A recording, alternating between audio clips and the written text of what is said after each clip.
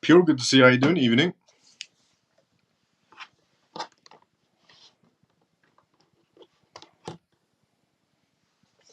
Funky brother, good to see you as well. Evening, how you doing?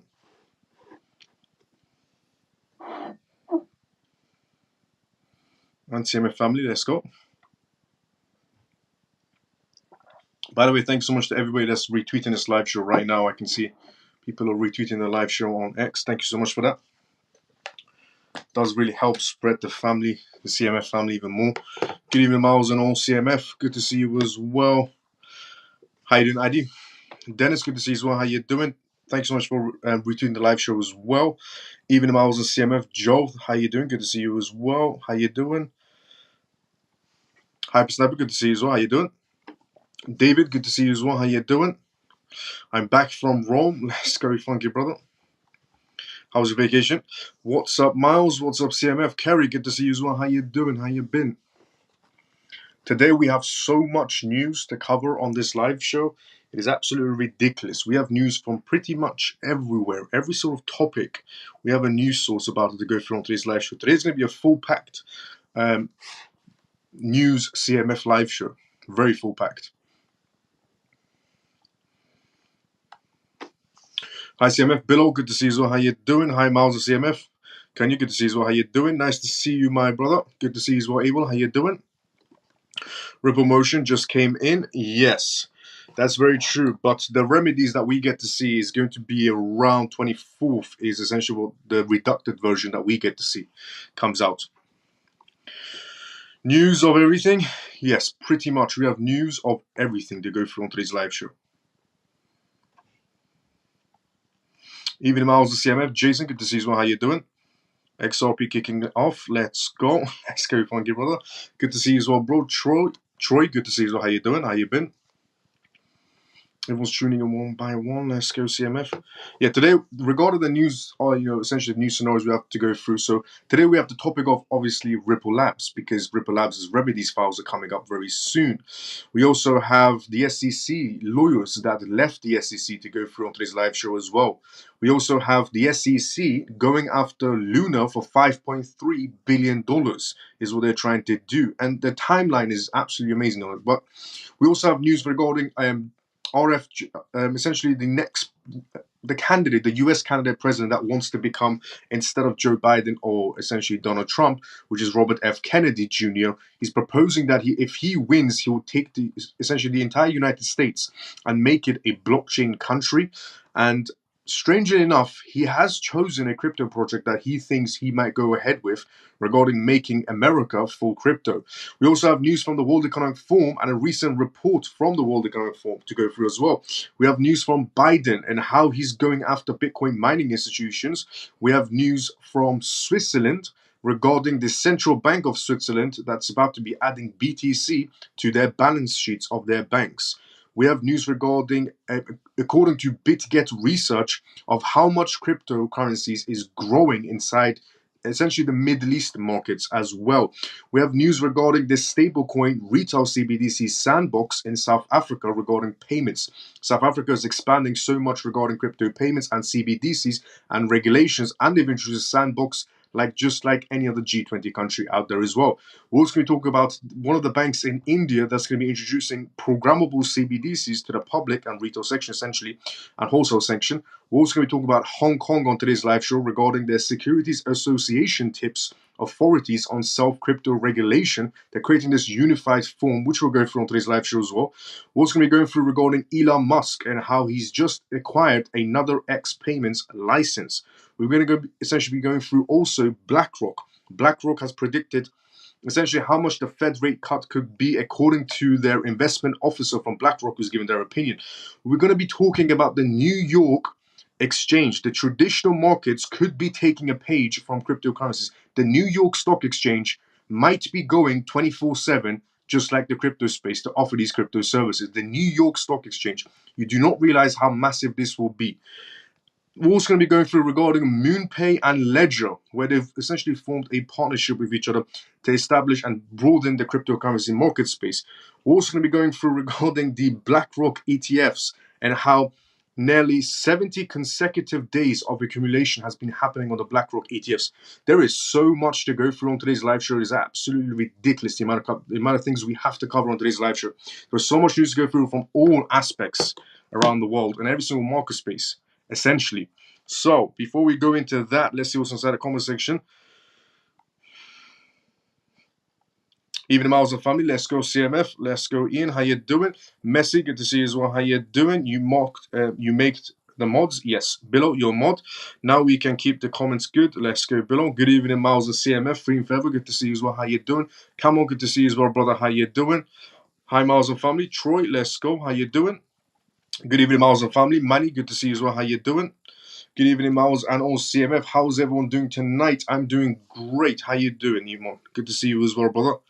Hey CMF, how's everyone doing tonight? Scott, good to see you as well. How you doing? How you been? Miles, how you doing today? How's your parents? I'm business good. Parents are doing good as well. Thanks so much for asking, Scott. How are you doing? How's your family doing, Scott? Miles, I'm investing in you. Let's go, Scott. Hi, Miles. I know you're very busy, but I just was wondering, how do you manage to get time for these news? Every single day, 2 hours before the live show, I'm essentially accumulating the news. So every day, 2 hours before this live show, I'm preparing for this live show. That's how I do it. Morning, Miles and CMF. Shelly, good to see you as well. How you doing? How you been? Happy Pisces, good to see you as well. How you doing? Good to see you as well.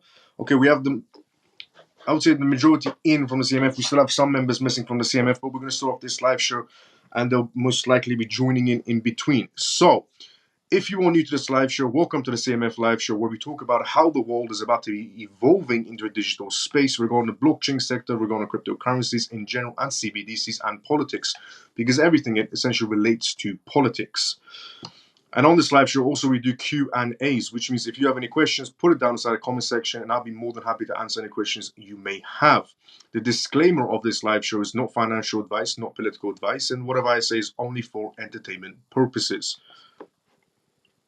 So the live show has started now. Much appreciation for what you do to help us, Miles. Shelly, no problem. Thanks so much for kind words. My sister didn't believe me before. Today I made her a purchase with Coinbase card using XRP to buy milk. Let's go, Camel. Now, first news to go through, essentially, is this one, the Ripple news, which is one of the key aspects of why XRP is moving right now because of the remedy files. So, Ripple XRP investors await Ripple's response as opposition brief deadline looms. With the ongoing SEC versus Ripple case heavily influencing XRP's price, new developments around the case are causing a stir. Ripple is expected to file its remedy-related opposition brief filings. Today was the date. However, investors can only get a reducted version of the file on April 24th. So essentially, we get to see the reducted version on April 24th. The one that was released today is between the SEC and essentially Ripple Labs. The one we get to see and everybody else gets to see in public eyes is around 24th. Ripple or the SEC could comment on the brief offerings some insights into the details. In this brief, Ripple is looking to prove that all post-compliance sales of XRP were to non-US institutional investors. Additionally, company seeks to prove that the majority of the pre-compliant XRP sales were to non-US institutional investors. Do you understand how ridiculous this is important? Because this is something I mentioned as well. About, you could say a week back or something, I mentioned something regarding this, how essentially Ripple Labs, most of their sales are, and I said this at the beginning as well, but most of Ripple Labs' sales is outside of the United States. I was saying this a few nights ago as well. Most of XRP sales from Ripple Labs are outside of the United States. Therefore, they don't fall under this case in any sort of a way. And most of the XRP that was sold, they were sold at a price that was sitting essentially here.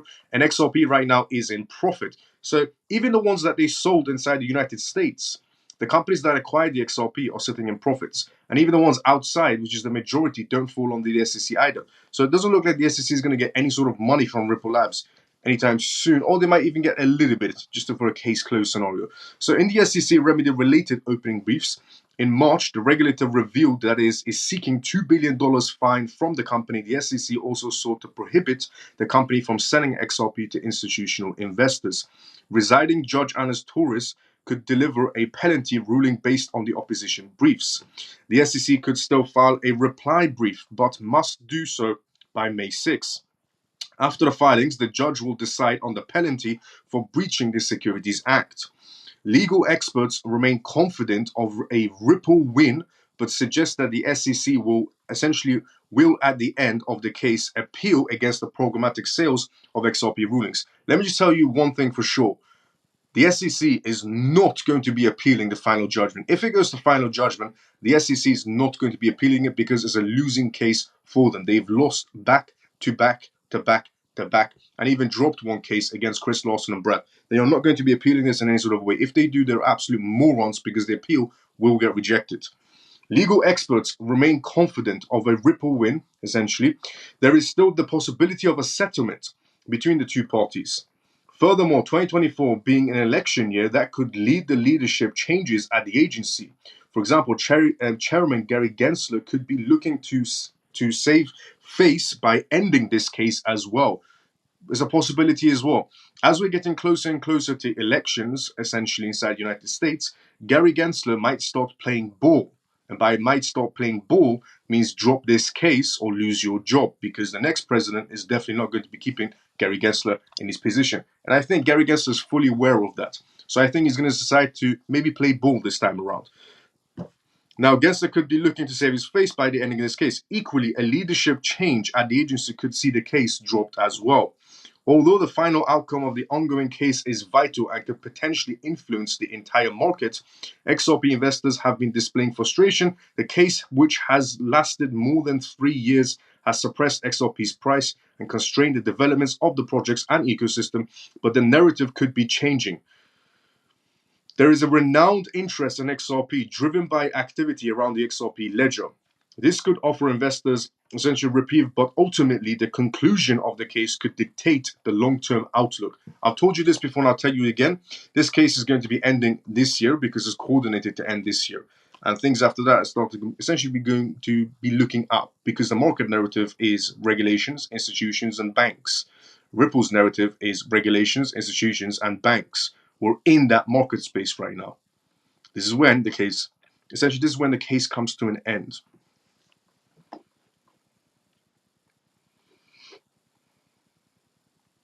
So before we go to the next news, let me just go through the comment section as well. You actually did. I remember that. Let's go. Camel remembers me saying that. I think now more of a final judgment than a settlement, Miles. Settlement is always on the table. A settlement could be even last minute. A settlement is always on the table, but even a final judgment, it's case closed. Either way, settlement, final judgment, it's case closed this year. Maybe SEC doesn't care if they lose or not. They just want to appeal to drag the case longer to buy time for the banks. No, they won't do it because it's coordinated. Remember, everything is coordinated inside this market space, so they won't do that. The idea of them even appealing it will get rejected within a month. Do I hear a settlement is near, is what Davey is saying? Let's go.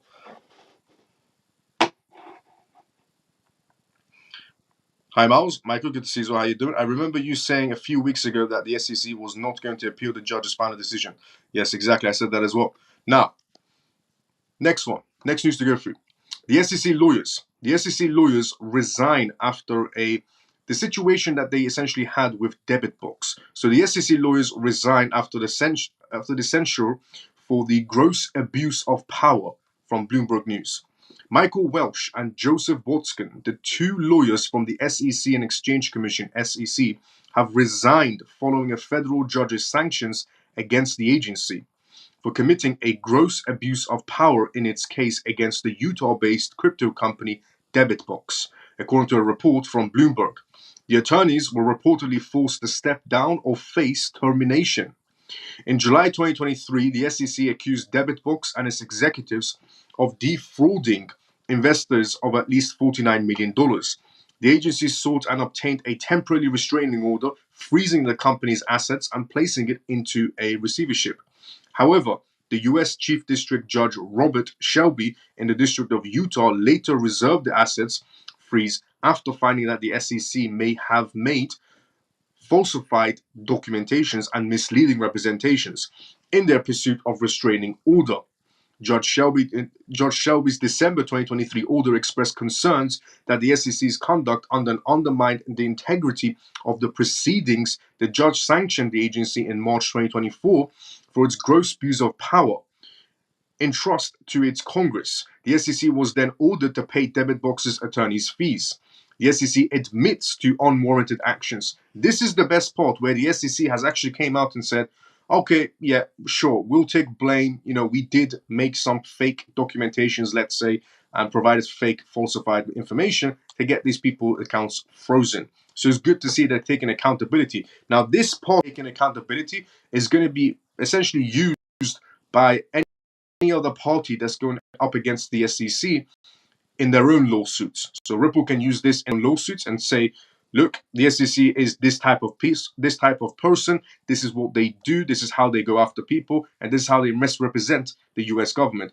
Any other third party or any other party that's going up the SEC can also use this case for future preference. Coinbase can use this in their scenario, and so can any other case that the SEC is battling out right now, because the SEC has admitted to it and essentially got rid of the two lawyers that were involved in this scenario. But I think the two lawyers were the ones just essentially taking the fall for this scenario from the SEC. Now, following the sanctions, the SEC filed a response admitting that its team fell short of standards, but argued that the sanctions were unwarranted.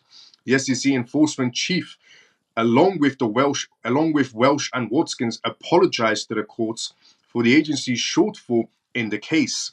The SEC also moved to dismiss the case without prejudice, but the judge Shelby denied the motion, stating that the court had not yet evaluated the underlying merits of the action. The SEC's conduct in the debit box case has drawn criticism from lawmakers, with 5 Senate Republicans sending a letter to the SEC Chairman Gary Gensler in February 2024 criticizing the agencies for conducting itself in an unethical and unprofessional manner.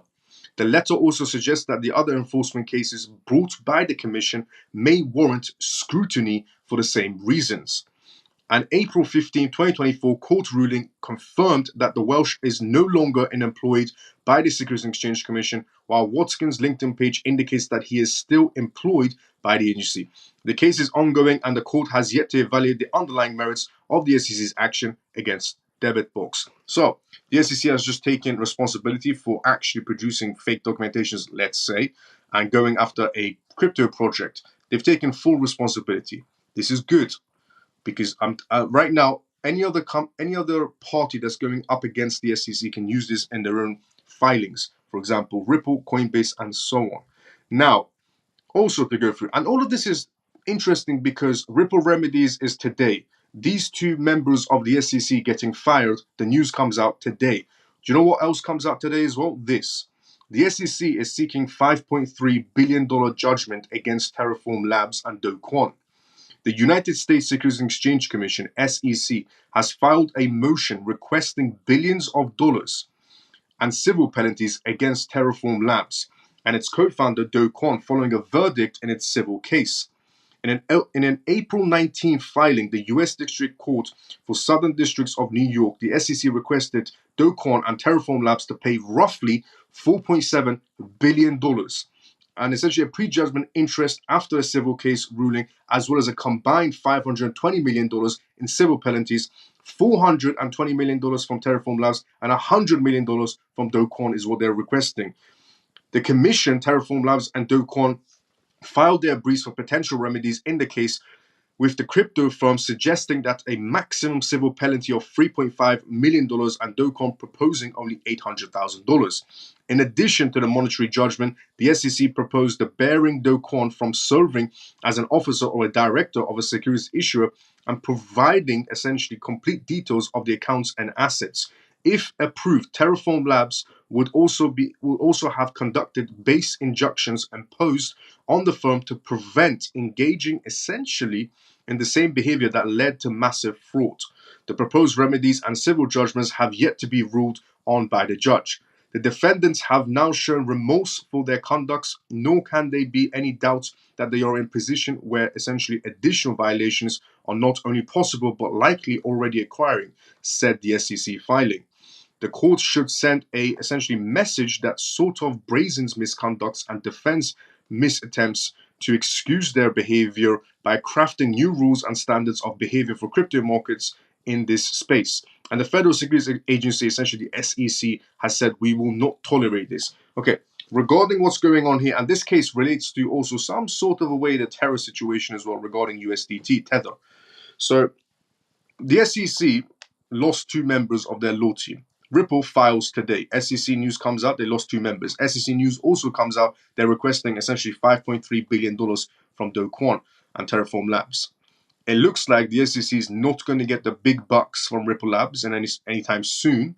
So they're trying to get the big bucks from Terraform Labs. The same news regarding their 2 lawyers leaving comes out today as well. Everything is coordinated inside this financial space. Now, also, 1 second. Let's just go through the comment section before I go to the next news as well. By the way, if you're watching this news for the first time ever, if you have any questions, put it down in the comment sections. On this live show, we talk about how the world is evolving into a digital space. So much news to go through on today's live show. It's too much news to go through on today's live show. CMF family, please don't forget to tap and like and retweet for Miles. Let's go, funky brother. Let me go. I think we're here. Yes, we are here. I remember you saying a few weeks ago, yes, I did, that's true.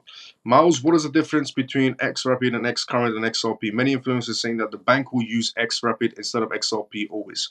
No, that the banks are actually going to be using Ripple payments is the new term. The banks are going to be using Ripple payments. Ripple payments utilizes the XRP ledger. Even in Miles of CMF, Pierce, good to see as well how you doing. So sick of these influencers saying it's going to drag on for another couple of years. Well, yeah, I mean, as I say, everybody's entitled to an opinion, but opinions are not correct and facts are facts. And what you have to remember is a lot of these people that are telling you these scenarios inside the crypto space, they're only influencers. There's a big difference from an influencer and somebody that understands how law works or how the business works, essentially how the corporate section works. Is a settlement coming? Settlement is always on the table. CMF family, please don't forget, tap, and retweet for Miles. Let's go for it, brother. Miles, because of my medical condition now, I listen to live while falling asleep. I never get to say goodnight. No problem, Camel. Don't worry about it, brother. But I'm always listening till I sleep. Let's go, Camel. Wow, it's impossible to read chat. The actual chat and the stream with the chat on the bottom half is just jumbled letters. You can actually read both of them. I don't know why it says it for you, but the comment section is mixed. X and YouTube's at the same time. Just some feedback. Thank you for the feedback, but everybody else can use it properly. I don't know why you're having difficulties. That's a bit odd, but thank you for the feedback. What up, though, Miles and family? Ray, good to see as well. How you doing? Because everybody's been using this. We're on our 35th live show on X and YouTube right now, and everybody's been using this concept of being able to chat through YouTube and X at the same time. Nobody's had any difficulties with it, and this is episode 35. We've been doing this every single night. It's a bit odd. The SEC is obviously corrupt, heavily corrupt is the answer. Ben, turn your phone on the side. You should get a split screen. Yes, Ben, maybe do that. You should get a split screen, and then Miles, how many trillions does XRP market have to reach when it has to hit 3 digits or more? Well, essentially, as I've said before in the past, it's not about the market cap, because if you ask a financial advisor, apologies about that, if you ask a financial advisor, market cap doesn't essentially matter, because it doesn't the main purpose of a cryptocurrency is utility, and utility isn't factored into market cap in any sort of a way. So if you ask a financial advisor, they'll tell you the exact same thing I just told you right now. And when XRP will hit trillions market cap, if the market cap or Ripple or market cap of XRP on CMF to be #1 crypto, high, 5 trillion is what he said. I know Ripple payments, but they say that they're going to be using XRapid or XCurrent instead of XRP. Very strange. Now, the people that say they're not going to be using XRP are absolute morons, essentially. Miles, what was it about the Wall Street? We're going to go through it as well. Russia started using cross-border payments yesterday, Miles. That's also true as well. Yes, I heard about it, but we don't know how much payments they're moving for cross-border payments right now. Now, to go through the next news, as we go along, we'll get to the New York news as well, the Wall Street news. There's a lot of things happening around the world, a lot of things to cover tonight. And yeah, let's go through the next news now. So, pro-crypto candidate Robert F. Kennedy Jr. to put the entire US budget on blockchain if elected, is what he said.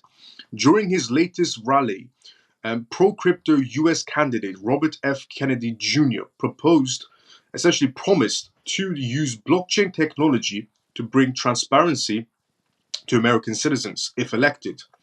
The independent candidate has constantly advocated for blockchain technology and the crypto industry, which has granted him the support of figures inside the crypto community.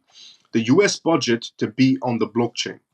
Presidential candidate Robert F. Kennedy presented the idea of putting the US budget on blockchain to achieve a better transparency during a Michigan rally on April 21st.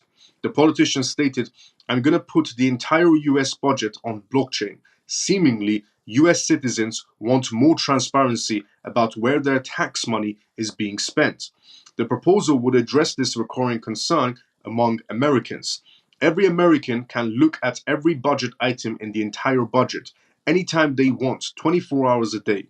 If Kennedy were to win the November election and implement the idea, the US would have 300 million eyeballs on your budget. Moreover, US citizens would know if somebody is spending $16,000 for a toilet seat, for example, is what he said as an analogy. Members of the crypto community received the proposition positively. Some users on social media platform X considered the idea transformative and want the nation's founders would essentially have done if they had the tech. Another user deemed the idea of refreshing a way for looking at the problems and finding solutions, despite considering that the independent candidate has a low chance of winning the election. He does have a low chance, that's true. The result of the US presidential elections that will be held in November could be deceiving for crypto adoption and regulations in the country. This electoral essentially campaign has shown a variety of regulatory approaches and advocacies for cryptocurrencies among candidates. It's very true, yes. The Biden administration wants CBDCs. Donald Trump doesn't want CBDCs.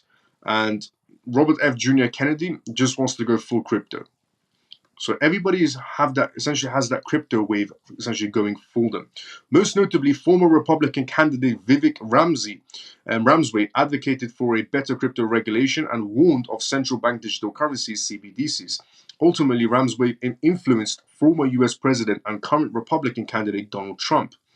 Trump has now expressed his opposition to an American CBDC and shown a more pro-crypto stance as well. Despite his preference for the US dollar, the former president recognizes the importance of cryptocurrencies and the industry. Cardano founder, this is where it gets a little bit interesting as well. So as Robert F. Jr. Kennedy is putting these posts online and saying, let's bring crypto to America, let's put everything on the blockchain inside of the United States, Cardano's founder might have thought this is his shot to put Cardano on the map. So this is what happened essentially. Cardano's founder shows support for Robert F. Jr. Kennedy. The independent candidate's campaign has received support from figures like Jack Dorsey, founder of Twitter and current CEO of Block. More recently, the founder of Cardano, Charles Hoskin, showed his support for the politician as well. In an X post, Kennedy shared a clip of Charles expressing his stance on November's presidential elections. As of April 4th, Cardano's founder believes that RFK Jr. is somebody who actually could make a difference regardless of if he wins or not. He further asserted his endorsements of the candidate, calling him the horse to ride this November. Hoskin Charles also wishes people would get inspired by this election. He added that win or lose, he hopes a strong civic sense that things need to change will be built. Based on this, some X-users believe Cardano has a high chance of being a blockchain the presidential candidate would use to implement his US budget on blockchain idea. Others find the Bitcoin blockchain would be better suited for the task, and ultimately Kennedy's proposal seems to have fueled the conversation about ways blockchain technology could be implemented to solve problems in the American system and bring transparency. So American citizens right now are saying, it's not a bad idea. Maybe we should go full blockchain so we can get full transparency on how our tax dollars are being spent. I think full transparency in any country should happen. We should definitely know how our tax money is being spent and not just being spent randomly or just being burnt through by politicians. It's essentially what really happens. Let's just be honest with ourselves. So, not a bad idea, but it's interesting, so clever, I would have to say, clever business move from Charles Hoskin, jumping in the middle of it and going, maybe you should use, Cardano in essence, essentially. Good day, brother. How many XRP, XLM, XDC to hold for an average people? For the average people, look, anywhere between 1,000 to 10,000, you're good to go. Depends on how long you hold, and essentially when it gets to a perfect timing, borrowing against it. Essentially, when you borrow against it, you pay no tax because you don't pay tax on debt. It's the easiest way to skip taxes on cryptocurrencies. So 1,000 to 10,000, depending on how long you're willing to hold. Holding forever would be the best scenario. Just borrowing against it, paying it back, borrowing against it, paying it back. That would be the better scenario, essentially. Now, is what I would have to say. World Economic Forum. Now, HSBC Bank is also going to go essentially into lending and borrowing. So is the XRP ledger later on. They've already discussed it. Now, World Economic Forum report examines use cases. Benefits of wholesale CBDC. There is so much news to go through on today's live stream. World Economic Forum report examines use cases. Benefits of wholesale CBDCs. So we have Robert F. Jr. Kennedy talking about no to CBDCs, ban CBDCs, let's go full blockchain. The thing is, obviously we know who's in power. It's not the presidents or the politicians. It's the institutions that are essentially making the markets move, essentially, let's say. Now, World Economic Forum report examines use cases, benefits of wholesale CBDC. Just to put it in perspective, the market space essentially was 90% before. 90% of the world was essentially in CBDCs regarding testing, research, implementation, or so on. Every single country is at different stages, but 90% of the world was in CBDCs a while ago. Now we're at 98%. 98% of the world is in the CBDC space, either research, test phasing, sandbox stage, or implementations or practice payments, and then cross-border payments, and then actual payments. That is ridiculous. The World Economic Forum, WEF, has published a report examining wholesale central bank currencies, CBDCs. The paper titled, by the way, this is public information as well, the paper titled Modernizing Financial Markets with Wholesale Central Bank Digital Currencies, CBDCs, looked at the current initiatives, financial markets use cases, and how CBDCs, wholesale CBDCs, could address key pain points and industry challenges. Over 98% of the global economy in central banks are researching, piloting, or deploying central bank digital currencies, CBDCs. There is an opportunity to harness this innovation in central bank money to enhance systematically important payments and securities transactions between financial institutions, the World Economic Forum said. 98% of the world is now in CBDCs. The International Non-Governmental Organization went on to explain that the report seeks to improve the efficiency, security, and exclusivity of the financial systems, paving the way for a more resilient global economy. 8 long-standing industry challenges were identified, 4 of which were deemed areas in which a wholesale CBDC could provide value or rise ripe for modernization using wholesale CBDCs. One such use case related to disparate settlement cycles. In cross-border security settlements, for example, the global nature of crypto markets has resulted in a need for harmonized settlements cycles across regions. However, most real-time gross settlements, RTGSs, systems have limited operating hours. For example, the Bank of International Settlements, the BIS, has identified a limited 5-hour window, 6 to 11 a.m. GMT time, where there is a maximum overlap.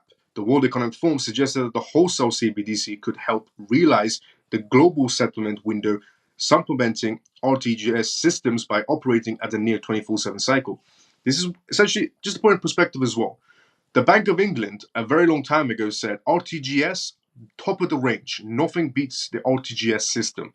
According to the Bank of International Settlements, in the most simplest word ever, the RTGS system for the banking system sucks. It's the worst system to ever, the simplest way to put it, it was the worst system to have. According to the Bank of International Settlements, the banks of central banks, 63 centralized banks, and G20 countries under it. And according to them, RTGS is an embarrassment. And they said that we need to be going to wholesale CBDCs to be doing cross-border payments because it's 24/7, unlike RTGS. Now, wholesale CBDCs represents an opportunity to reach settlement fatality at any time of a day as supplements of RTGS systems, essentially if designated with this feature of automation operations at its core, much like how many retail and commercial FPSs, fast payment systems, operate, the paper said. Another challenge related to the operational risk and settlement failures is where an algorithm of data quality challenges, limited interpolly, and manual processes lead to settlement failures in security markets. Here, the World Economic Forum proposed that wholesale CBDCs could enhance trade and post-trade operations by securely transmitting settlement data across parties and jurisdictions to support automation and reduce settlement risks. These are all the things that you should know about CBDCs and wholesale CBDCs. This is the future everyone's going to be living in. So it's very good to know about CBDCs and how they operate. Not saying CBDCs are good, but it's good to know how money operates in a digital world. The two remaining areas of challenges that wholesale CBDCs could solve were growing foreign exchange settlement risks and the lack of tokenized credit risk-free settlements. In a former wholesale CBDC will facilitate expanding payment versus payments (PVP) arrangements. In the latter, it would allow for tokenizing credit risk-free settlement media as well. In terms of the next step, the World Economic Forum suggested that policymakers, financial market infrastructures, and private sector leaders would benefit from tailoring the insights in the report to their particular jurisdictions and institutions, while also calling for further exploration of the technology. Again, the Bank of International Settlements is putting a push on a lot of things to get things moving. But that is ridiculous. 98% of the world, according to the World Economic Forum and the Bank of International Settlements, 98% of the world is either in some sort of, just one more time regarding that part, because that is absolutely ridiculous. Over 98% of the global economy's central banks are researching, piloting, or deploying central bank digital currencies. That is from the World Economic Forum. And the report this is from, which anybody can go read this report, is from the Modernizing Financial Markets with Wholesale Central Bank Digital Currencies. It's a PDF document. 98%.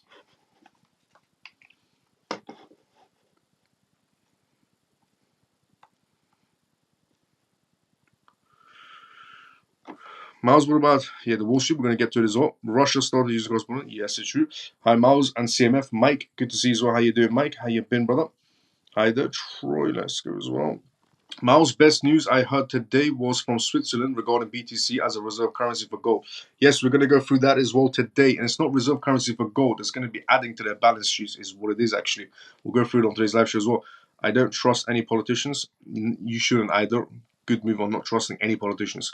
Good day, brother. How many XRP excellent? 1,000, 10,000, depending on how long you're willing to hold it, is essentially your better outcome. And borrowing against it. CBDCs runs on blockchains. Yes, CBDCs do run on blockchains as well. Everybody has easily so far forgotten that out of 24,000 crypto projects, there is one project that is heavily inside of CBDCs. There is one project that launched their CBDC platform last year. Anyone remember what that platform was? Ripple. Ripple last year introduced their CBDC platform. 24,000 crypto projects. Only one of them has released a CBDC platform. In Netherlands, first you couldn't cash your money in the bank into cash more than 10,000. Now it's only 3,000. Crazy. Okay, the reason why you can only do 3,000 is this. I'll tell you now. So Billo has said in Netherlands, first you couldn't cash your money in the bank. You couldn't cash your money into the bank. Cash more than 10,000. Now it's only 3,000. Crazy. Okay, the idea of 3,000 regarding a cash scenario in banks is also going to be implemented inside the United Kingdom because it was discussed at the G20 summit. Another big thing, they want people to be in CBDCs. Yep. Even Miles and Crypto Peeps. Semper, good to see you as well. How you doing? How you been, Semper? Now, next news to go through. As I said, we have so much news to go through. Sleepy Joe is the next topic we're going to be talking about. Sleepy Joe has decided to wake up from his nap time and decided to make another speech on how to ruin more lives. That's all he does. Sleepy Joe. He just wakes up in the middle of the night and gets the most random ideas and then he writes them down. The next day he makes a big speech and everybody's life gets ruined. But this is actually what Sleepy Joe said. Joe Biden is asking Congress to kill the American Bitcoin mining industry.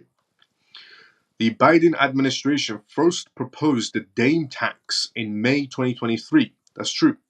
Before it was quickly shut down by lawmakers and industry leaders alike. That's also true. Do you know why his tax situation on taxing Bitcoin mining institutions didn't really work out? Because the majority shareholder of the Bitcoin mining institutions is BlackRock, Vanguard, and Fidelity. They are the majority shareholders of these Bitcoin mining institutions. Of course, they're not going to let Joe Biden or Sleepy Joe tax them 30% in any sort of way. That's why it was shut down in 2023 when Joe Biden decided to bring up the idea. The administration swept it under the rug that same month. So Biden comes out and goes, we want to tax Bitcoin mining institutions 30%. And the same month, the news disappeared. BlackRock. It's the powers BlackRock has. Apparently, they were stashing it for a later date as well now. Biden reintroduced the Dame as a part of the fiscal 2025 budget proposal, which could be taken into effect on October 1st, and he claims it would raise $3.5 billion over a decade. The tax would be phased in from 10% in the first year to 20% in the second year and 30% by the third year. Ridiculous. The White House said it intends to make miners, Bitcoin mining institutions, pay their fair share of the cost imposed on their local communities and the environment. It didn't mention that the sector grew from 3.4% of the global Bitcoin mining institutions to 37.8% in 2022, making the US the world's largest Bitcoin mining institution. The end result will be lost jobs and tax revenue. That's much different than Biden's empty promises that will raise more revenue. The administration constantly essentially acknowledges that the US Bitcoin mining industry could relocate to areas with better energy, essentially, productions. For example, yesterday it came out Kenya. They're going to be putting Bitcoin mining institutions in Kenya using volcano power, and they're going to be providing free electricity to local communities around those Bitcoin mining institutions and electric charging stations as well, which I think is great. They're going to be using volcano power, fully renewable energy, and they're going to be giving that free electricity away to local communities in Kenya to them, and free Wi-Fi to the communities, to community members as well. That is an amazing idea on how to essentially mine Bitcoin going forward. Now, rather than taking a bold leadership in the components of the American spirit, the administration noted that the other countries have increasingly moved to restrict crypto asset mining, pointing to China, of all places, as an example. In the light of a comment, no one should be surprised if Biden proposes a total moratorium on mining, particularly if his tax doesn't pass. Okay, let me just make one thing clear. Joe Biden has no power whatsoever. I mean, he's Sleepy Joe in real life and Sleepy Joe behind the scenes. The guy doesn't have two characters. He is a character himself, Sleepy Joe. Typically, politicians have one face for the media, one face for behind the scenes. Sleepy Joe is just lost, no matter if it's real life or being the president of the United States. He's just lost in general. He has no power, and he's lost again. Because the moment he brings it up again, BlackRock will shoot it down. BlackRock is not going to be essentially banning Bitcoin mining institutions. BlackRock is growing day by day. 70 consecutive days of purchasing power has just came in from IBIT, BlackRock's BTC ETFs. 70 consecutive days of just buying. They're sitting now at $18 billion. There is not a shot in hell, in any sort of a way, that BlackRock is going to be going down on profits because Sleepy Joe wanted some tax money. So this is just a scare tactic in some sort of a way, because the Israel and Iran situation disappeared from the news, which means nothing is essentially affecting the crypto space or any sort of markets right now, because we have so many manipulations that was essentially sent towards us. So for example, the multiple wars that we had, the Ukraine-Russia war, and then we had which impacted the crypto market. Then we had Palestine versus Israel, which also impacted the crypto market. And then we had the Iran versus Israel, which also implemented the crypto markets, let's say, in some sort of a way. And now there's no wars going on. There's no major manipulation going on inside any sort of a way. So they need something to bring that manipulation inside the crypto space. They need something, because Iran and Israel finished. as I said they would. There was no chance in hell they were going to be doing World War III. War was about profit, power, and greed. And there's no profit if everybody's gone, because everybody presses a button. Now, just to put in perspective as well, you have Sleepy Joe doing that inside the United States. And in Switzerland, you have this happening. Bitcoin advocates urge Swiss central bank to add BTC. The Swiss central bank is adding Bitcoin. A group of prominents of Bitcoin have started a campaign in Switzerland to persuade the Swiss National Bank (SNB) to include Bitcoin in its balance sheet. According to Swiss Daily News, an advocacy organization is bringing back an effort to persuade members of the Swiss National Bank (SNB) to include Bitcoin in its funds, claiming that doing so will safeguard Switzerland's economy independence. At a meeting on April 26, pro-Bitcoin campaigners will pitch their concept to an SNB committee.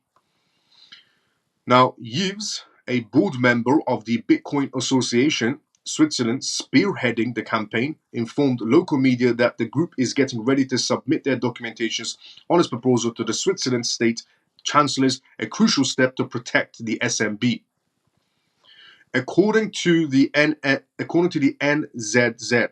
the purpose of suggestion is to initiate a discussion on how the country's monetary policies may be used to protect Swiss sovereignty and neutrality.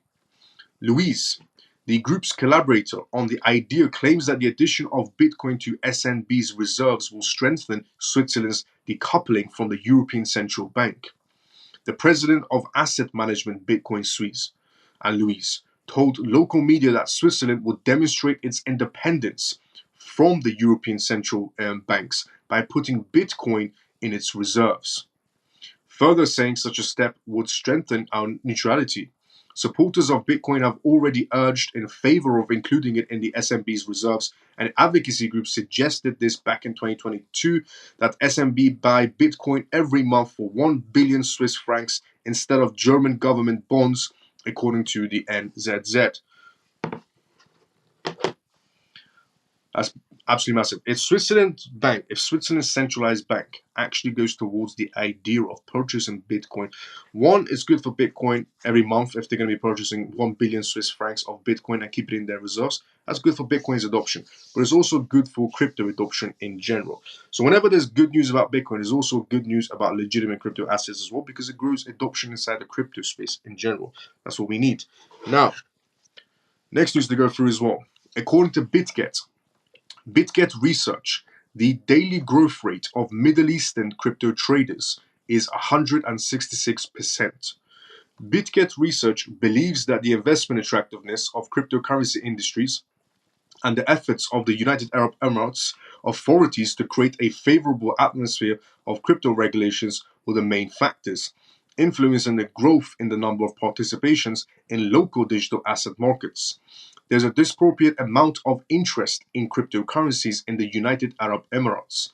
BitGet found that among cryptocurrency investors, 29% think digital assets provide a more convenient storage option. A further 34% deal in cryptocurrency tradings, and 22% make daily purchases using cryptocurrencies in the UAE. Bitcoin and Ethereum are the preferred investments of the UAE citizens. The average number of crypto traders per day has risen to 500,000 since the start of 2024, an increase of 166% from the previous year. Trust Wallet, MetaMask, Phantom, Coinbase Wallet, and BitGet Wallet were named as the top 5 cryptocurrency wallets by Middle Eastern users, according to a preference analyst. BitGet research says that local investors in the UAE can use the many global cryptocurrency platforms to easily deposit and withdraw funds in the country's currency, which is driving the growth in the figures.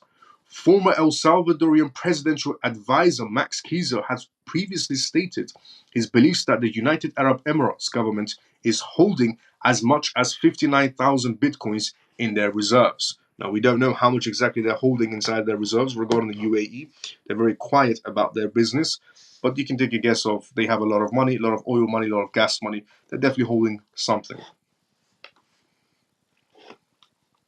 Now let's go to the comment section before we go to the rest of the news, because we still do have quite a bit of news to go through.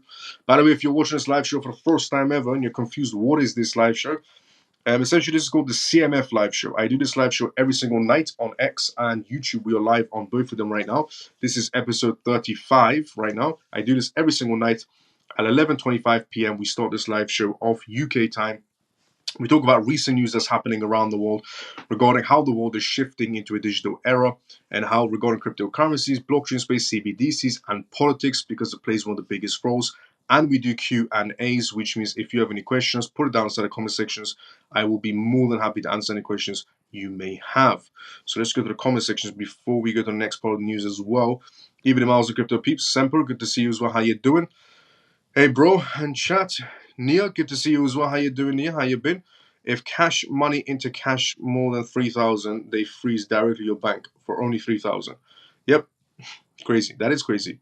Sleepy Joe's uncle got eaten by bulls. That's the bank's plan. So we can't draw out a heap of cash at a time. So when the time comes for CBDCs, people won't be able to get their money at all at once. Facts. Ooh, mask face. If you want to buy something for 20,000 in cash, you have to cash 9 days straight after each other, 3,000 out, reach your payment. I took 90% of my cash I took 90% of my cash out of the bank. Just don't trust them. Fair enough.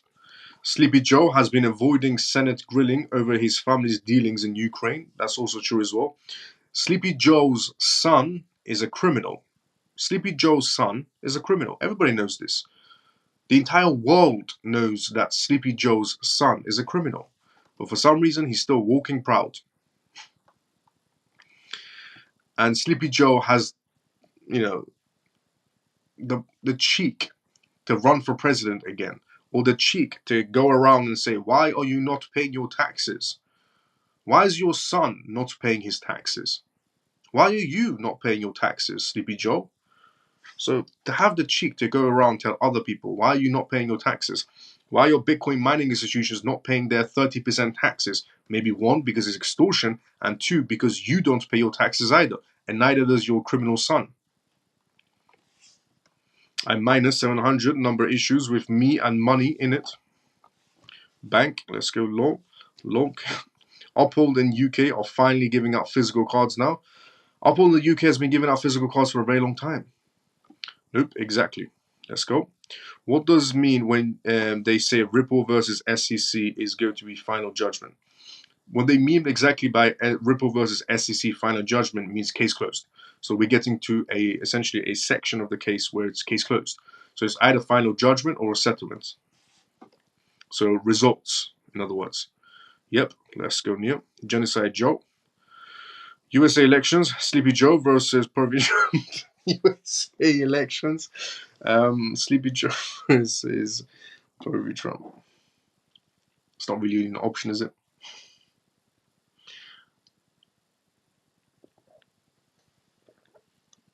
I feel sorry for Americans, but I mean, it's politicians.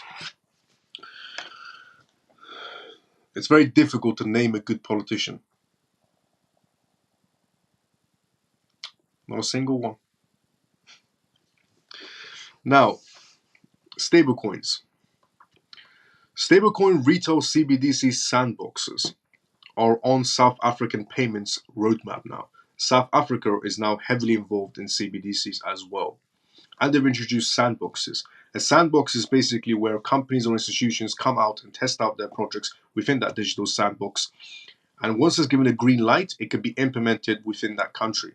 Now, the UK was the first one to do this sandbox idea, then the EU followed, and then Japan followed, and many other countries followed, and now South Africa is following the same scenario of creating a sandbox.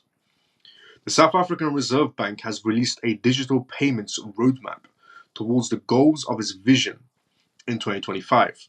Published 6 years ago is what they published this at. 6 years ago, just to show you how pre-planned everything is inside the corporate sector. 6 years ago, South Africa published this scenario of going CBDC in 2025. The adoption of digital payment technologies in the country has been sluggish, the report said. It looked at ways to catch up to visions, including plans for cryptocurrencies and central bank digital currencies, CBDCs. South Africa's financial services sector, especially banking, is well developed. Despite advances in digital payment technology, South Africans with lower and middle living standards remain disproportionately dependent on cash. The report found users' costs, low financial literacy, limited accessibility, and lack of trust hinder progress. However, the roadmap looked at a high-level plans to increase accessibility of financial technology, modernize payment infrastructures, and remove barriers to use. The scope of the plan is strictly domestic. In South Africa, crypto assets are not legal tender, but are not banned either. Local online and brick and mortar retail pick and pay accepts payments in Bitcoin at over 1,600 locations. In South Africa, for example, the SARB is looking for international best practices for regulations and open to greater use of distributed ledger technology. In the term, before regulations are in place, the SARB is open to allowing eligible stablecoins used for domestic payments to be tested in the regulatory sandbox.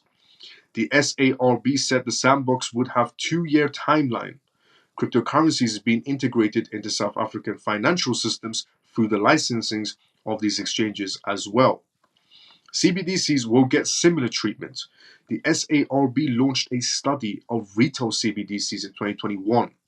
CBDCs has the potential for greater cost effectiveness and real-time online and offline peer-to-peer digital payments.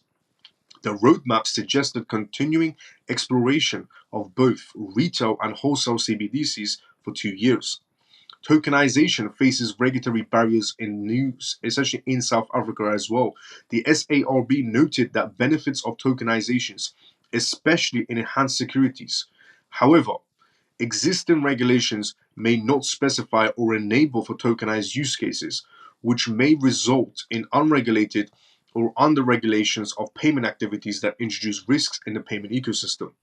Meanwhile, the SARB is monitoring the growth of technology, it said. 6 years ago. 6 years ago, South Africa got ready for essentially going into the CBDC world. And now they've introduced their digital sandbox where they're going to be testing out different, essentially, blockchain platforms to move forward with, not only for CBDCs, but for tokenizations and some other aspects. And by 2025, they should be in CBDCs. As I said previously, any country that doesn't launch in 2024, they're launching in 2025. By 2026, we're pretty much into the crypto space. By 2027, everybody's pretty much into the crypto space. And I said this a very long time ago when China was the only one with CBDCs. And I said this because I looked at PDF documentations, but I also said regarding how fast things are going to be moving. And then we had Rahul Paul, so it was essentially an executive from Goldman Sachs. Yesterday, executive from Goldman Sachs came out and said that about 4 billion people will be in cryptocurrencies at this pace we're going by next year. 4 billion people will be in cryptocurrencies by next year, according to an ex-Goldman Sachs executive, Rahul Paul. I was the only one inside the crypto space saying things are moving a lot more faster than people anticipate or comprehend. While everybody else was pretty much saying we're going to be going, CBDCs or cryptos 2035 or 2030. I said, no, they're lying to you. It's much more quicker than that. If you just bother to read one PDF document.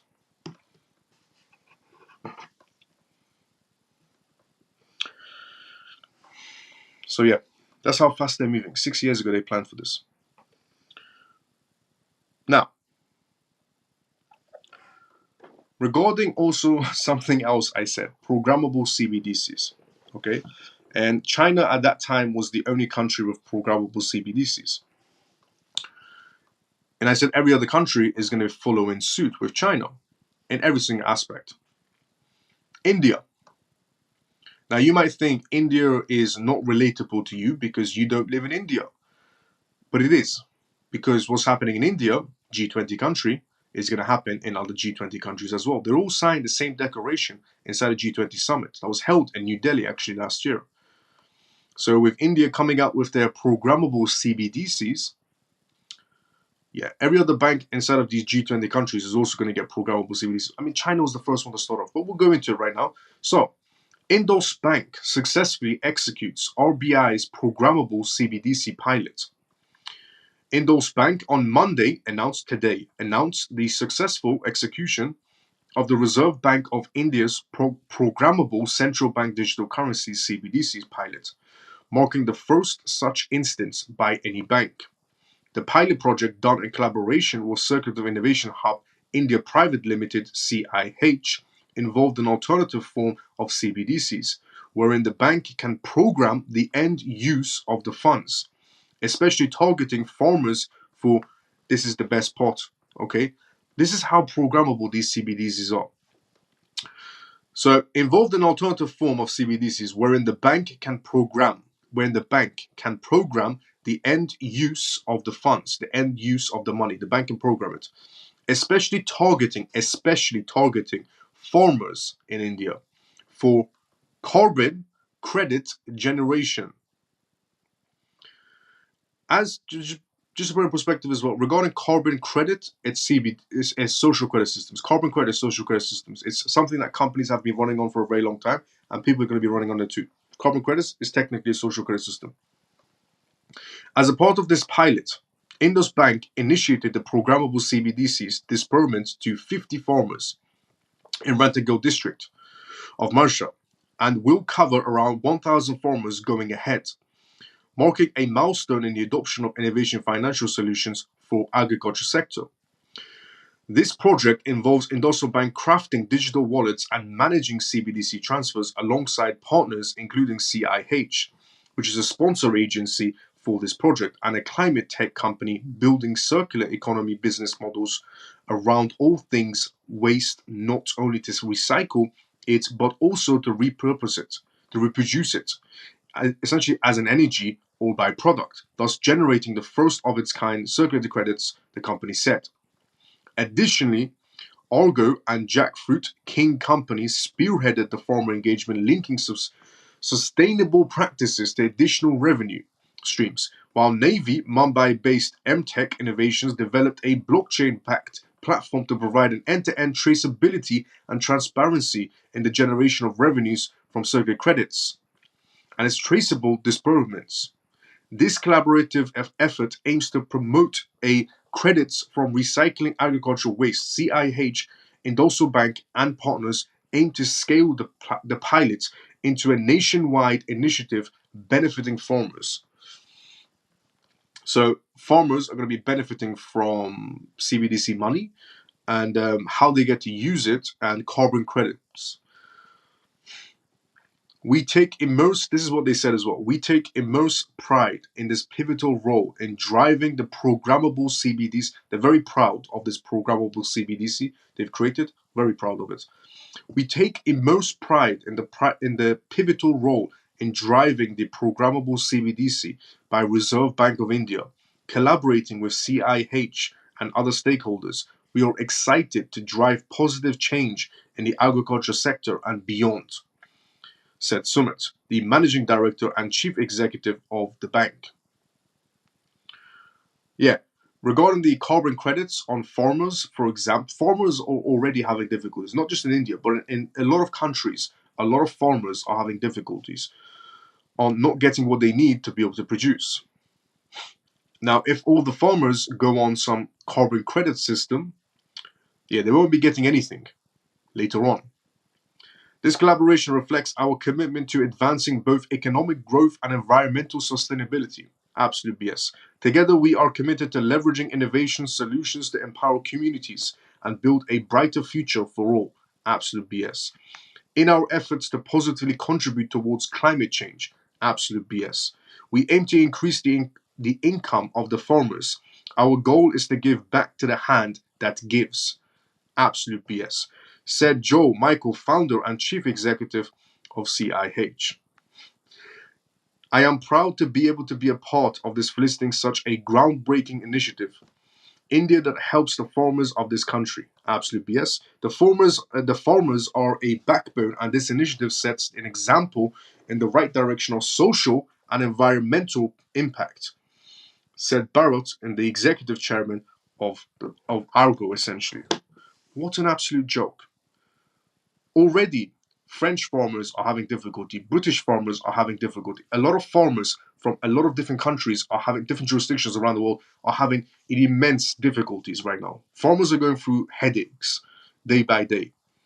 And if you put farmers on carbon credits, one day they're going to be turning around at carbon credits plus CBDCs, programmable CBDCs, and they're selling it as a good idea. It's a wonderful idea. Come, take this, programmable CBDC where we can decide freeze, seize, expiry dates, and we'll give you carbon credits, which means if you use too much carbon, no farming for you.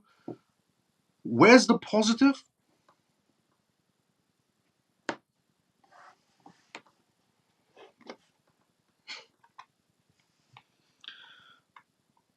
They said the worst part is they said this is giving back to the hands that give.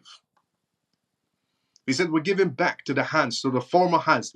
Essentially, the analogy they use is farmer hands who are working on these lands and producing rice or whatever they're producing, and they're giving back to the hands that give.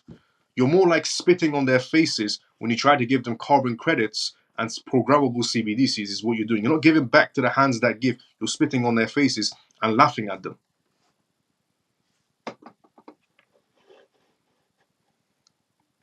That's the only thing happening, technically.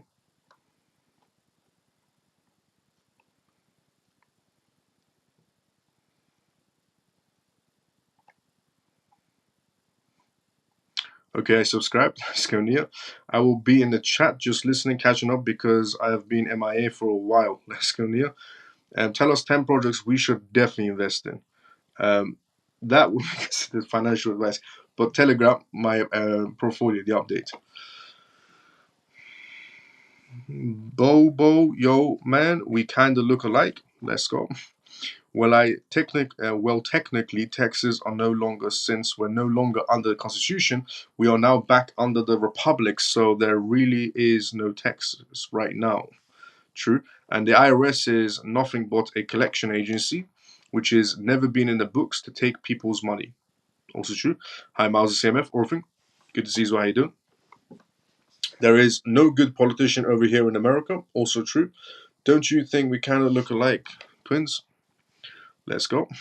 Miles, good job. I know a good Russian hacker who can program a CBDC. Maybe keep that one to yourself. Not let out to the whole world. Miles, some rich people I know that are basically retired think they're excluded from CBDCs. No. Let me just make one thing clear as well. And Happy Pisces, great thing to tell me. If there's a question or a statement on what they said.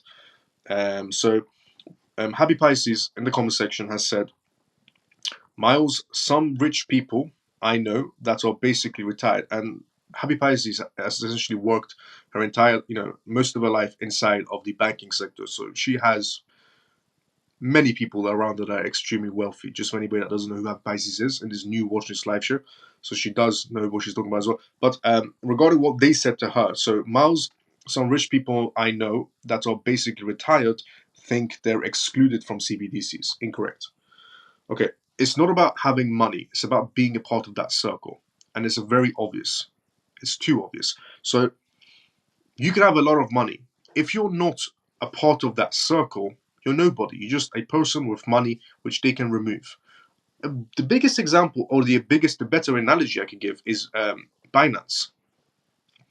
CZ.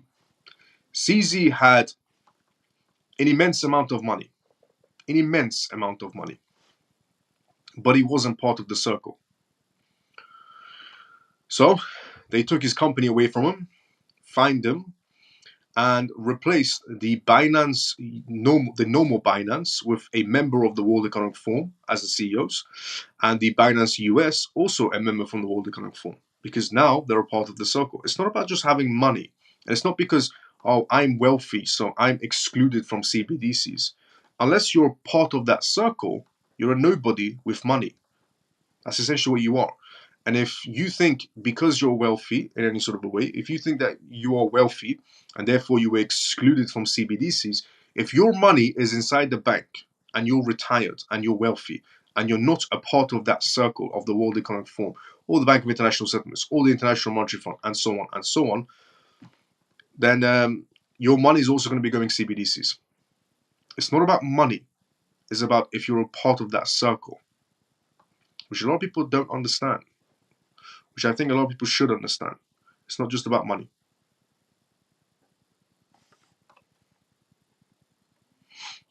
Another good example, Trump. Trump has a lot of money. Trump has so much money. And people could say, well, Trump filed for bankruptcy. Yep, but he's still wealthy. And a lot of people have filed for bankruptcy and they're still wealthy.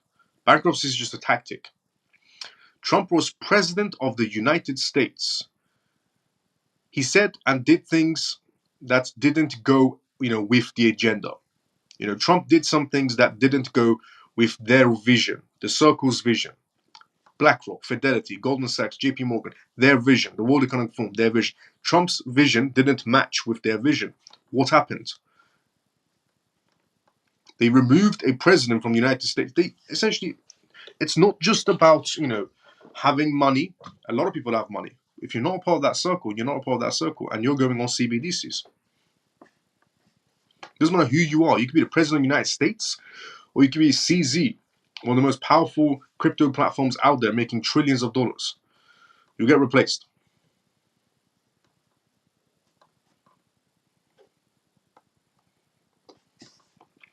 Because they basically live off the interest and dividends on their investments. If they're living on dividends and interest, if they have assets, they're okay. If they have money in the bank, they're not okay.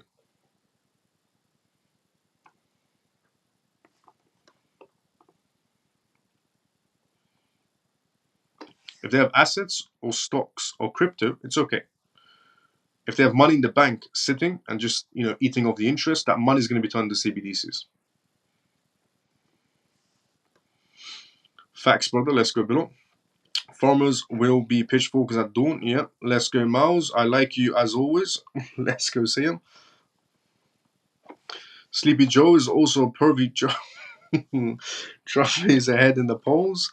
Yep. Sleepy Joe is also a pervy Joe.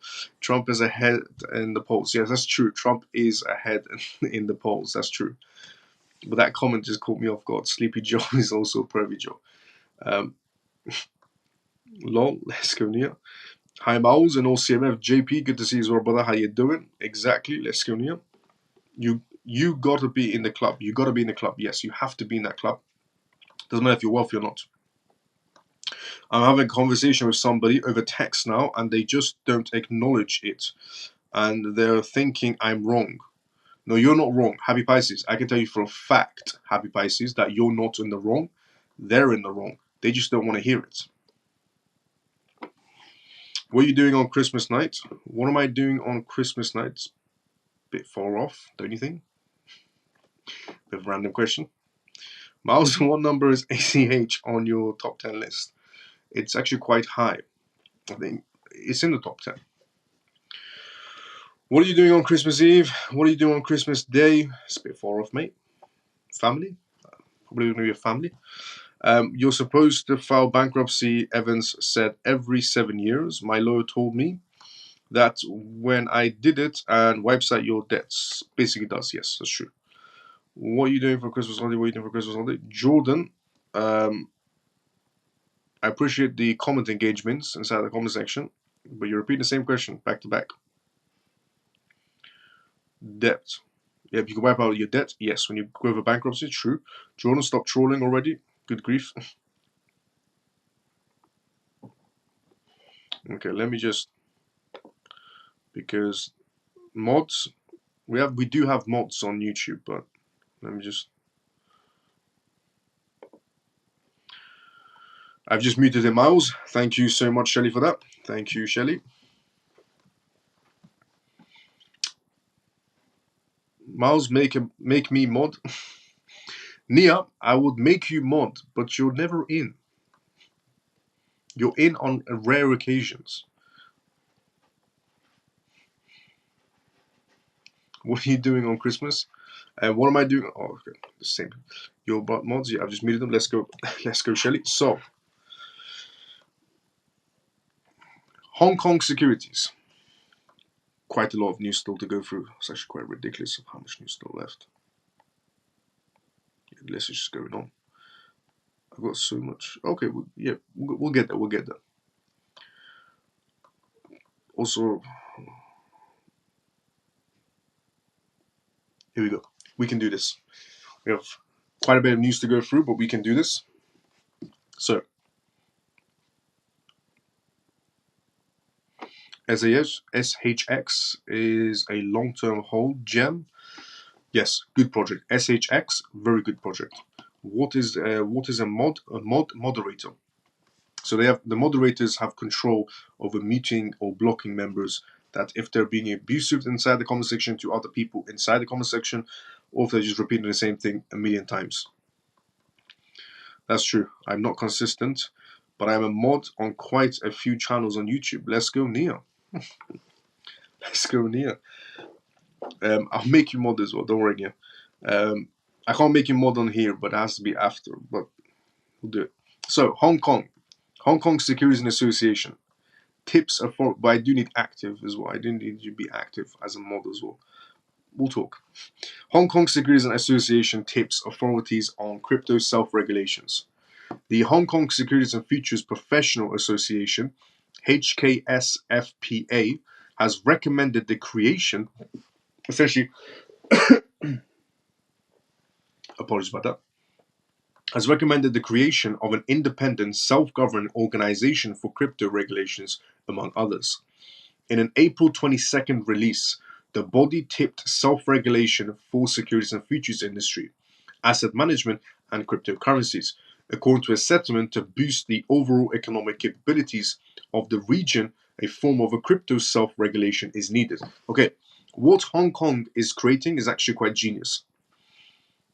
So Hong Kong has come to the conclusion that some government agencies might start abusing their power regarding the crypto market space.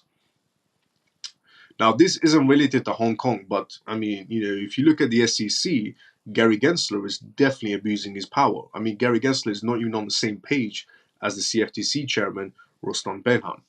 So that should just put in perspective of there's no mutual respect between those two parties, and they're both US entities, essentially. So what Hong Kong is essentially creating is another body that essentially, if a power is being abused, they will step in straight away. In April 22nd release, the body tipped self-regulation for securities and futures industry, asset management, and cryptocurrencies has been created. According to the statement, to boost the overall economic capabilities of the region, a form of crypto self-regulation is needed. Comparing the proposal to other countries, the body added jurisdictions that develop at a fast pace and have some form of semi-official industry regulations to focus on developments. This is word for word of what they said. The association has discovered that many economically developed regions in the world, including my country, have established statutory, semi-official industry self-regulatory institutions to focus on industry developments and maintenance on market ecology. Therefore, the association believes that Hong Kong can refer to a similar approach. Potential market utility. Per the release, the body focuses on developments. This entity that's been created focuses on developments of market structure and crypto regulations. If a sector becomes partially self-regulatory, some flaws will be detected internally between companies before getting to the financial regulator, giving it an all-round, essentially green light. Also, the financial regulatory will not be overburdened, making it function better to protect investors in the markets. This will promote a healthy competitive ecology through multiple proposed models. The body rolled out 4 methods for authorities to throw more light. This is also what they said, word for word. The independent member self-regulatory organization model uses 2 methods. Foster a competitive securities market first, accelerate business focus, relieve some of the regulatory responsibilities of stock exchanges and regulatory agencies, make it more competitive, and promote securities trading, can focus on business development. They will also be getting any sort of crypto companies prepared before they go in front of essentially other government agencies in Hong Kong. Crypto firms involved in regulation. Stakeholders will be responsible for business conduct relating to adverts, a certain corporate governance level, and positioning the jurisdictions globally. In recent months, global regulators have ramped up efforts to protect investors with the increase of bad actors in the space. These regulations, rolled out by the authorities, are sometimes described as market stifling, but an approach driven by participations will aid the development of the sector. Again, what Hong Kong has just created, amazing. One, the two things to take away from this article, essentially from Hong Kong that recently came out today. Two main things to take away from it. One, every other government agency should be creating what they've just created. Two, reason why is because first, they get all these crypto companies prepared before they go in front of the SEC or the CFTC, which means they have a higher chance of one, getting a green light rather than a red light, or being wasted, time wasting essentially. So, for example, they don't have to go straight to the SEC and the SEC says, no, we're going to sue you instead. Instead, they go to this regulatory body and say, is there anything wrong with us? They'll say, yes, this. Let's fix this together. And then when it's fixed, they say, now go to the SEC. And then you get a green light. Instead of going to the SEC, waiting 3 years for a battle of a case. So every government entity, in my point of view, should be creating this inside the crypto space. Now, just in, Elon Musk X Payments scores Tennessee money transfer license win. X Payments LLC has successfully secured the money transfer license in Tennessee, marking a significant milestone in its expansion in the financial industry. X just received another license. With this achievement, the company has now obtained licensings in 25 states. X has 25 licensings in 25 states, which is absolutely amazing, and they are growing day by day. However, 7 states out of the 32 states where X Payments LLC had initially applied for money transfer licensings have yet to be approved, which is okay. They have essentially 25 green lights so far. This development indicates X Payments' commitment to diversifying its business beyond digital advertising, which faced challenges following remarks made by Elon Musk, the CEO, that led some of the major advertisers pausing their spendings on the platform. Musk, who acquired Twitter in October 2022, has been vocal about reshaping the company into an everything app akin to China's WeChat, offerings a wide range of services beyond messaging, expansion efforts, and visions for digital banking. Earlier this year, X Payments LLC obtained the money transfer license from the state of Utah, further bolstering its efforts to introduce digital banking solutions not only in the United States but also globally. The company's structured initiatives aligns with Elon Musk's vision of revolutionizing the financial sector and enhancing accessibility to banking services worldwide. As X Payments continues to navigate this regulatory landscape and expand its presence across different states, it focuses on remains on providing essentially initiative payment solutions that cater to evolving consumer needs. This acquisition of licenses in key regions signifies a significant step forward in realizing this goal of financial services and fostering financial inclusion. So X now has 25 licensings. Their recent license that was just greenlighted is from Tennessee.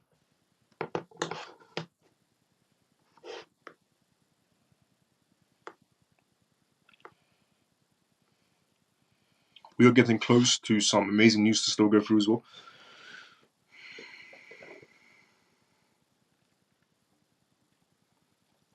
Let's go for the comment section before we go to the rest of the news.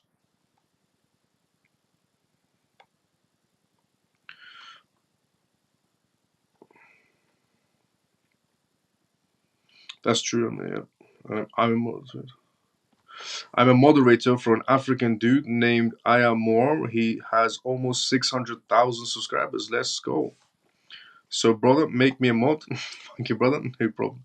I'm a moderator. I'm a moderator for the rapper China Mac. He owns 400,000. Let's go. Nia, you are a busy person. Very busy person.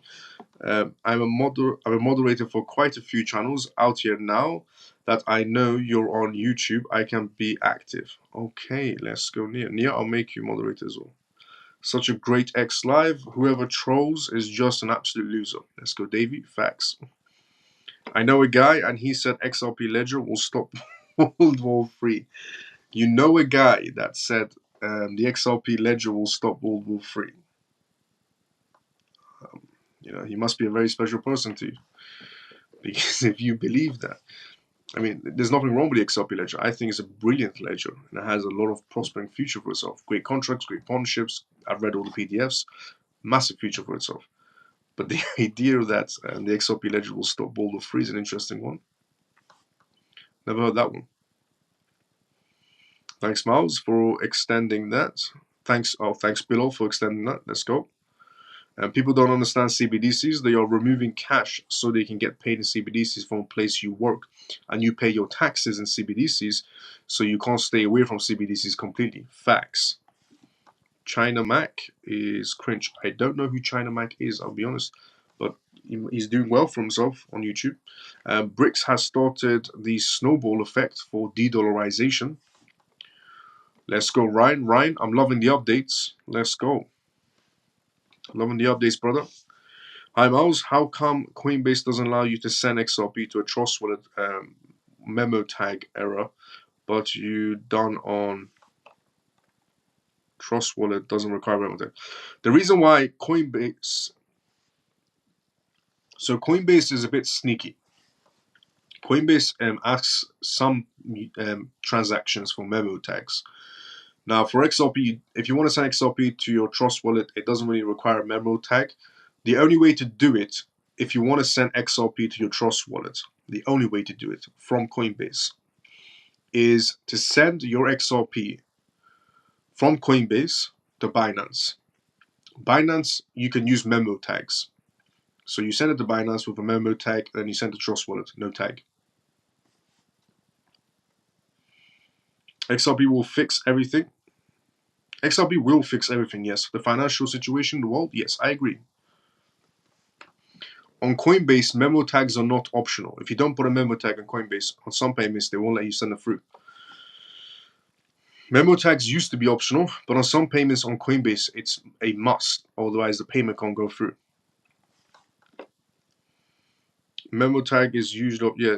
On this time around, it isn't. That's why it's odd on Coinbase. They're very sneaky about it. If you choose one asset to hold in long term between SHX and Velo, what's your choice? One asset to hold long term between SHX and Velo. What is your choice? SHX. Definitely SHX. Between Velo and SHX. There's nothing wrong with Velo either, but SHX. I'm about to buy more XRP. Let's go, Neil. Neil, please do. Next 18 months will be amazing, is what Ryan said. Let's go. One card for everything. I guess end case in June is what Billow's saying.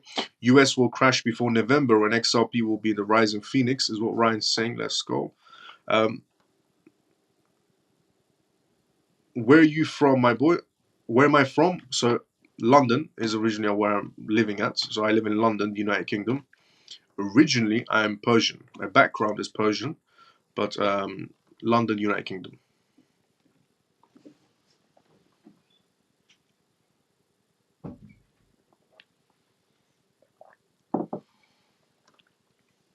So, is Velo any potential? Velo's all right. It's not a project that I would hold either, but there's nothing wrong with Velo, but it's not a project I would hold. I would rather hold SHX. Now, BlackRock. BlackRock predicts how much the Fed will cut interest rates this year. Rick Ryder, Chief Investment Officer of Global Fixed Income at BlackRock, predicted that Fed could cut interest rates twice this year as inflation moderates in the coming months. Now again, this is from the Chief Investment Officer of Global Fixed Income at BlackRock. So this is his point of view from BlackRock. He works there. Word for word, this is what he said. It's getting harder and harder for them to do this, but I still think they can do it regarding rate cuts. Ryder said this in an interview with Bloomberg. Ryder's comments were made in the face of a warmer than expected economic data in the recent weeks, especially the March consumer price report, essentially pushing the Treasury bond yields to the highest levels of 2024. The market participations readjusted their expectations regarding the Fed's easings, Swap trades are now forecasting around 40 basis points of interest rates by the end of the year, representing less than 2 full quarter points of cuts. But Rader believes that the opportunity to widen the yield curve is at hand once you see a few good inflation reports and evidence and employment is slowing down. You can start extending the maturity, said Rader, adding that a change of strategy may be on the horizon depending on the future of economic data. So according to BlackRock, things are looking a bit optimistic. According to one member from BlackRock, things are looking optimistic and we could be on the horizon. Well, according to BlackRock, they've been buying 70 days executive. They're definitely going to be on the horizon. But here is the news. So we went through a lot of news on today's live show. I mean, too much news. But this is one of the news that I wanted to talk about as well. And we just got to it now, which I saved and I wanted to share with everyone. This one is amazing. If this gets implemented, if it gets a green light, it's a game changer for the entire crypto market. Entire crypto market. The New York Stock Exchange contemplates following cryptocurrency markets with 24/7 trading. Financial Times. The New York Stock Exchange is contemplating following cryptocurrency markets with 24/7 tradings. Traditional markets could be taking a page from cryptocurrency markets, as the New York Stock Exchange contemplates trading non-stop in a recent survey, according to the Financial Times. The New York Stock Exchange data analyst team sent out surveys asking stakeholders about whether round-the-clock trading should occur on weekends as well as during a 5-day week. The Financial Times reported on Monday this would be a stark contrast to the exchange's current hours, which are 9:30 a.m. to 4 p.m. only, Eastern Time. But now they want to go 24/7, essentially. The New York Stock Exchange wants to go 24/7. And you can wonder why the New York Stock Exchange wants to go 24/7. It's because the crypto space is going to get adapted into it. Because the New York Stock Exchange would have never went into a 24/7 concept idea if crypto wasn't around. But because it is around, it's getting prepared for two markets to essentially merge together. Cryptocurrency markets operate non-stop, 24/7. 24 hours a day, 7 days a week, 365 days a year, which crypto firms says allows for flexibility and more opportunities to create wealth, no matter where the investors are globally. This comes as retail tradings and trading and ballooned during the pandemic, and investors can trade some stocks on 24/7 cycles on platforms such as Robinhood. New York Stock Exchange survey comes as a startup firm called 24 Exchange is seeking the Securities and Exchange Commission approval to launch. This is, again, what's happening right now in the New York Stock Exchange is absolutely groundbreaking. It's a milestone that's never happened in the New York Stock Exchange in any sort of a way. The New York Stock Exchange survey comes as a startup firm called 24 Exchange is seeking the Securities and Exchange Commission's approval to launch the first around-the-clock exchange, according to the Financial Times. The firm is backed by the New York Mets owner Steven of .72 Ventures Fund. The firm's filings is the second attempt for a 24X after it withdrew a proposal last year due to operational and technical issues. The SEC has months to review the firm's plan, the Financial Times noted. So, in conclusion, the New York Stock Exchange data analyst team put out a survey asking stakeholders about whether the round-the-clock trading should occur on weekends as well as during 5 days a week, the Financial Times reported today. If the historic exchange does take 24/7 trading, it could be taking a page from the crypto tradings. They are only preparing for one thing. Crypto market will be merging with that entire market space. And this is what we wanted, essentially. This is the utility, essentially, that we wanted. We want the traditional market space to enter the digital market space. That's what we want. We want the traditional money to enter the digital money, just to come. That's all we want. We want the traditional money to enter the digital money market space, because that is where the real money is at. Traditional money is essentially where it is. The stock exchanges, the stock bonds, essentially the assets, the derivatives, anything you can name is where the money is being held. And we want all of that inside of this market space. So with the New York Stock Exchange, possibility of green lighting a 24/7 market space, that's what we want. That means a lot of money, just to previously put it as well, in that sense. As I said previously, regarding the Bitcoin ETFs, why everybody thought it was a bad idea regarding Bitcoin ETFs. A lot of people said in the crypto space, it's a bad idea, the institutions are coming, everybody run for your lives and so on. I said, no, that's where the real money's at, and it's a great idea. And then we had, obviously, Bitcoin's new heights. But I also said, with the more executives, more directors, more institutions, and so on, more hedge funds that enter the crypto space, expect a lot more manipulation, but also expect a lot more money, is what I said. And people can quote me on this. So we got the manipulation, which was grayscale at the beginning of the ETFs, was the downfall of the ETFs, was grayscale right at the beginning. It was coordinated to happen in many different ways, which we went through on multiple live shows in the past. But then the money came. First the manipulation, then the money comes. And Bitcoin had new heights, the crypto market was booming, everybody's portfolios was up. And we're still not over. We're going to be going into a second one now as well, as we move forward. But this is going to be absolutely massive. Honestly, that's what we want. We want traditional money entering the crypto space. That is what we want to happen.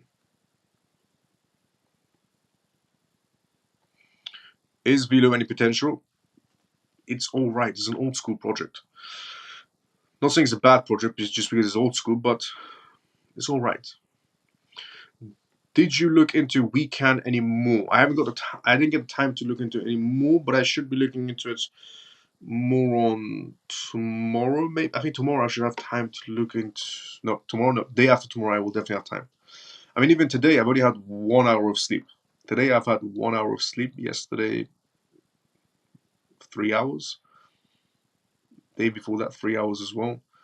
And even today I have to drop off my parents. They're going on vacation. Yeah, in the morning, 4 a.m. I have to drop them at the airport. So basically no sleep tonight either. Just going to be working, drop them off, come back, drink some coffee, get prepared for the meeting that I have as well. Quite a lot of meetings actually. And then, yeah, day starts again. So today is going to be maybe 1 hour of sleep as well. But no, I will do it. Tomorrow, well, actually today, as in basically it's 1 a.m. So maybe I'll get more time today to do it. The British government was, the moment I do, I will let the CMF know on Telegram. I'll definitely let you know, Michelle, as well. The British government has just passed the Rwanda bill. Thank you, Foxy, for the update. That's the one they sent everybody to Rwanda. Brother, what can you say on Aqua token? What can I say on Aqua token? I don't know what their recent developments are in any sort of way to give you a perspective on it, to give you a good perspective on it. But if you direct message me, I'll take a look into it, take a look into their backgrounds, their recent developments and PDF documentations, and I'll give you a better perspective on it, no problem. Direct message me so I can give you a better perspective. Because I need a little bit of time to look into it. I don't know what their recent developments are or previous developments. Will the New York Stock Exchange become more involved with AI? Yes. Already, a lot of Wall Street companies do essentially get more involved in the AI. They are actually implementing AI into their softwares. Miles, what do you think about Quant's real-time tokenization solutions? Will work for bankings? That's only if the banks want to use it. It does depend on if the banks want to use it. For example, JP Morgan isn't using quant in any sort of a way. JP Morgan is actually using AVAX, and they had the option of quant, but they never went towards it.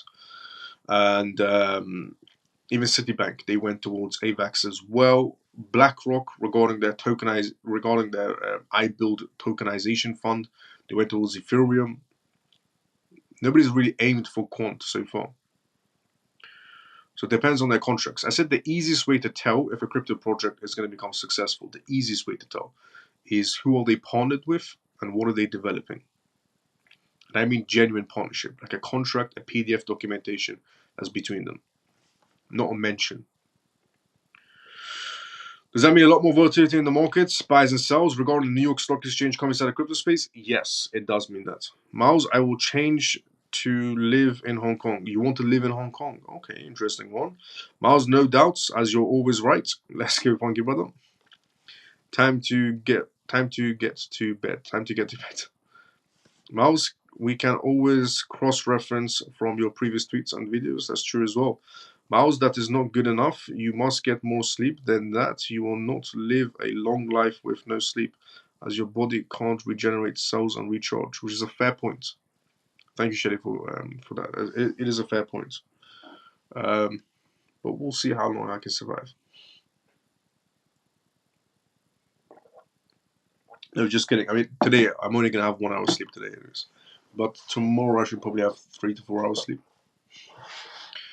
When you have too much to do, and I was about to say none of it is fun, but I enjoy what I do regarding trying to build an entire company. So I do enjoy what I do. You're back drinking coffee, Lon? No, actually I'm not drinking coffee. I stopped coffee last year. I haven't drank coffee since last year, actually. And all Red Bull. Water. It's still water.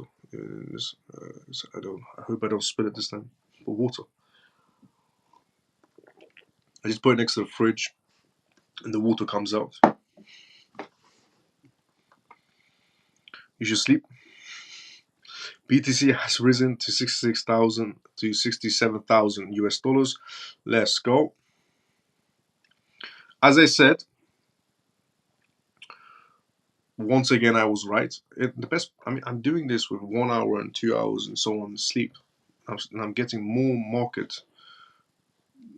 movements that are right on the market than pretty much anybody else inside the crypto space. So yeah, everybody inside the crypto space was telling you the market was going to go 90% Titanic. All of these influencers, they said after the Bitcoin halving, and they made funny videos as well. A lot of crypto influencers made these funny videos and said, if you think after the Bitcoin halving the market is going to go up, you must be delusional. I've seen some of these videos regarding these crypto influencers who created these videos. If you think after the Bitcoin halving the market is going to go up, you must be delusional or you must be a moron because previous markets, it went downhill. And then I said, yeah, but more banks are entering, more regulations are coming and still coming, more jurisdictions are bringing in more ETFs, more ETPs, more ETNs. BlackRock's expanding their Bitcoin ETFs day by day. They're expanding in Brazil and India and Saudi Arabia recently.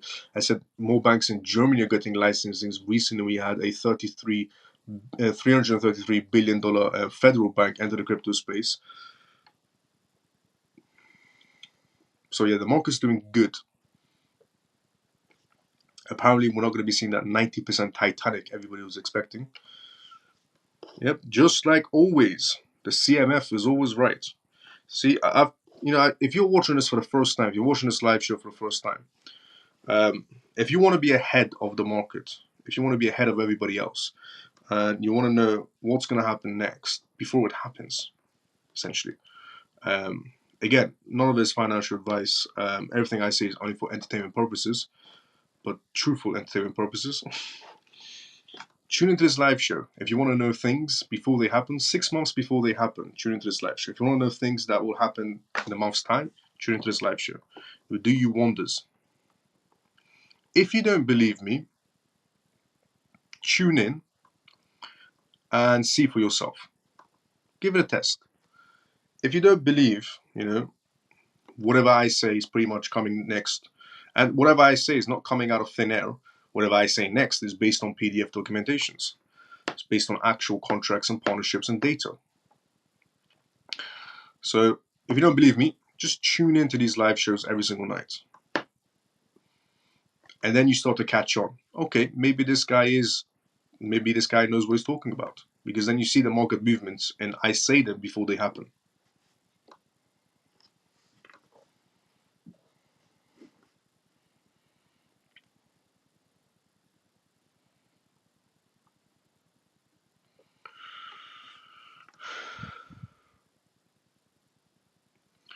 Miles, good job. Oh, nope, we were here. Miles, you should sleep. BTC has risen to 67,000. Let's go listen to your other mother. Let's go, Shelly. I'll definitely get some rest. Miles, how can you go to the gym if you're not getting enough sleep? It's often. It's not always I do go to the gym. I used to go always when I was in Scotland, but that's a small business trip that I went. Miles, good job. You're not married, otherwise you would have been asleep. Good job, I'm not married, otherwise I've been asleep.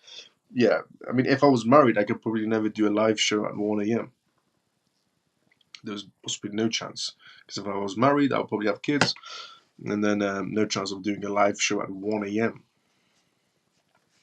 Yeah, too soon for that.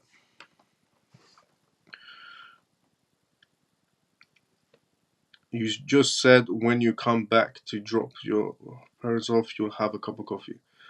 Did I? My bad. I meant tea, not coffee. Running on 1 hour fuel. Proper soldier, you must. Proper soldier, you Miles. Respect. Let's go, Ian. Thanks so much for the kind words, brother. Why, my brother? Why are you so cool? You're awesome. Thank you for everything. Thank you so much, Abel, for the kind words as well.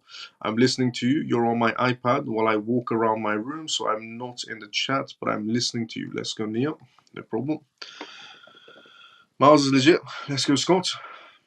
Good night, Miles and CMF. See you tomorrow and get some sleep. Yes, we have come up to the endings of this live show as well. And on today's live show, we covered quite a lot of topics, except two more, which we'll leave for tomorrow's live show.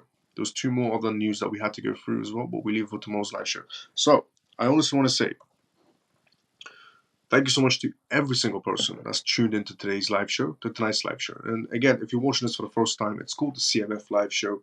We talk about how the world is evolving into a digital space, essentially. We talk about how the world is evolving into digital space. We're going in the blockchain space, we're going to CBDCs, and we also do Q&As as well, which means if you have any questions, put it down inside the comment sections. I'll be more than happy to answer any questions you may have.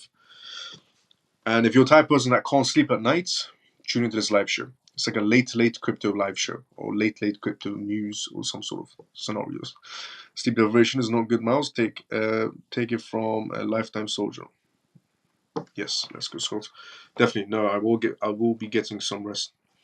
Definitely. So, genuinely mean it. Thank you so much to every single person that's tuned into tonight's live show. I will be seeing everybody tomorrow, same timing as usual, 11:25 p.m. And thank you so much to everybody from the CMF that's tuned into tonight's live show, tapped on the screen on X, tapped on the screen on YouTube, and even retweeted this live show on X. Thank you so much to every single one of you that's retweeted this live show on X. Absolutely amazing. It does help to grow the CMF family as well when you retweet this live show on X. And again, if you're watching this on YouTube, you can subscribe to me on YouTube and tune into this live show every single night. If you're watching this on X, you can tune in from X and just follow me on X as well. And the Telegram group for this live show is also on YouTube and on X, and it's completely free. Everything I provide is completely free of source. I believe education is to always remain free, so don't worry, there's no money involved whatsoever.